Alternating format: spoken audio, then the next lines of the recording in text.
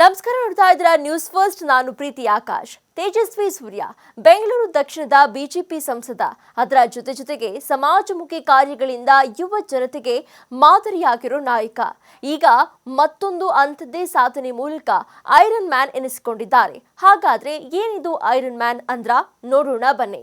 ಸಂಸದ ತೇಜಸ್ವಿ ಸೂರ್ಯ ಗೋವಾದಲ್ಲಿ ನಡೆದ ಐರನ್ ಮ್ಯಾನ್ 70.3 ಎಂಡ್ಯೂರೆನ್ಸ್ ರೇಸ್ ಪೂರ್ಣಗೊಳಿಸಿದ್ದಾರೆ.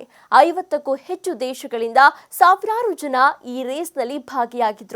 ಈ ರೇಸ್ನಲ್ಲಿ ತೇಜಸ್ವಿ ಸೂರ್ಯ ಹಾಗೂ ತಮಿಳುನಾಡು ಬಿಜೆಪಿ ನಾಯಕ ಅಣ್ಣಾಮಲೈ ಕೂಡ ಭಾಗವಹಿಸಿ ಕಮಾಲ್ ಮಾಡಿದ್ದಾರೆ. ಅಂದಹಾಗೆ ಈ ಐರನ್ ಮ್ಯಾನ್ ರೇಸ್ ಅಂದ್ರೇನು ಅನ್ನೋದು ಬಹುತೇಕರಿಗೆ ಐಡಿಯಾ ಇಲ್ಲ ಅಲ್ವಾ? ಐರನ್ ಮ್ಯಾನ್ ರೇಸ್ ಅಂದ್ರೆ ಫಸ್ಟ್ ಸ್ವಿಮ್ಮಿಂಗ್ ಮಾಡಬೇಕು. ಅಂದ್ರೆ 2.4 ಕಿಲೋಮೀಟರ್ ಅಷ್ಟು ಸ್ವಿಮ್ಮಿಂಗ್ ಮಾಡಬೇಕು. ಸೆಕೆಂಡ್ ಸ್ಟೆಪ್ ನಲ್ಲಿ ಸೈಕ್ಲಿಂಗ್ 112 ಕಿಲೋಮೀಟರ್ ಸೈಕ್ಲಿಂಗ್ ಮಾಡಿ ಮುಂದೆ ಸಾಗಬೇಕು. ಅದಾದ ಮೇಲೆ ಥರ್ಡ್ ಸ್ಟೆಪ್ ಮ್ಯಾರಥಾನ್ ಅಥವಾ ಓಟ 26.2 ಕಿಲೋಮೀಟರ್ ಅಷ್ಟು ಓಡಿ ಗುರಿ ಮುಟ್ಟಬೇಕು.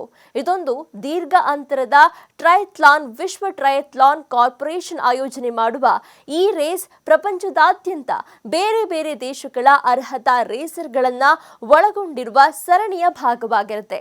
ಇದೇ ಸರಣಿಯ ಭಾಗವಾಗಿ ಈ ವರ್ಷ ಗೋವಾದಲ್ಲಿ ನಡೆದ ಐರನ್ ಮ್ಯಾನ್ ರೇಸ್ನಲ್ಲಿ ಭಾಗಿಯಾಗಿದ್ದ ಸಂಸದ Tejasvi Surya 1.9 kilometre swimming, 90 kilometre cycling ಹಾಗೂ 21.1 ಕಿಲೋಮೀಟರ್ ಮ್ಯಾರಥಾನ್ ಮಾಡುವ ಮೂಲಕ 7 ಗಂಟೆ 49 ನಿಮಿಷಗಳಲ್ಲಿ ಟ್ರಯಥ್ಲಾನ್ ಪೂರ್ಣಗೊಳಿಸಿದ್ದಾರೆ.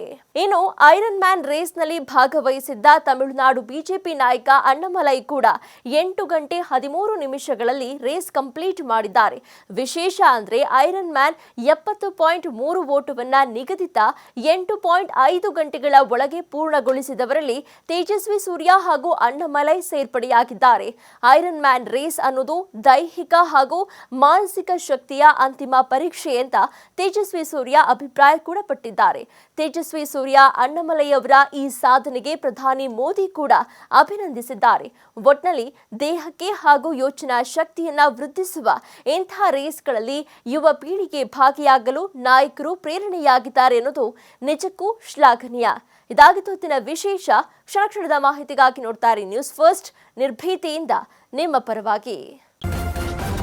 ನ್ಯೂಸ್ ಫಸ್ಟ್, ನಿರ್ಭೀತಿಯಿಂದ ನಿಮ್ಮ ಪರವಾಗಿ.